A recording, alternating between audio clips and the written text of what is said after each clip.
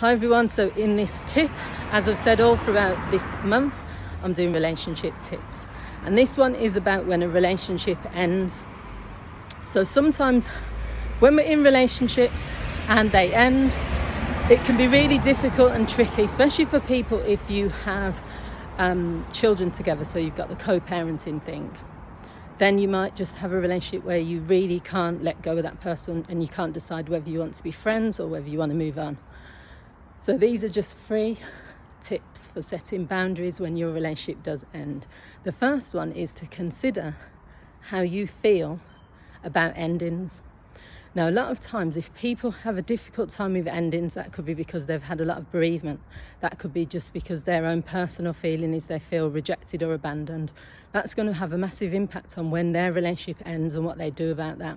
So you need to think, first of all, are you trying to hold on to this relationship or continue to be friends because you're just fearful of endings, or is there another reason? The second one is, this came up because I was watching The Real Housewives of New Jersey. Yeah, I like watching some of the housewife franchises.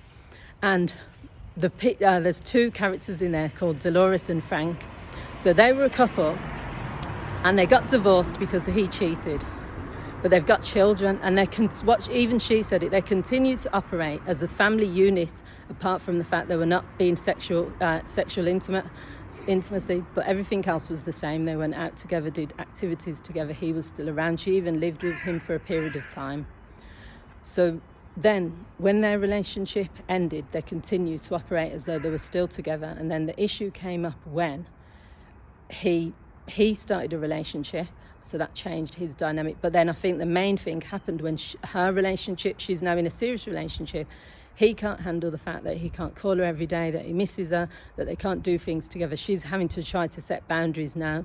And it's really tricky. He's crying all the time and all the rest of it. So you need to consider, is it worth it? Is this going to work for you as a couple?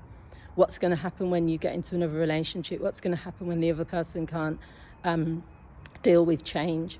And then the third thing to think about is, what is the significance or the reason that you are wanting to maintain the relationship now that it's ended? Is it because it's co-parenting, so you've got children together?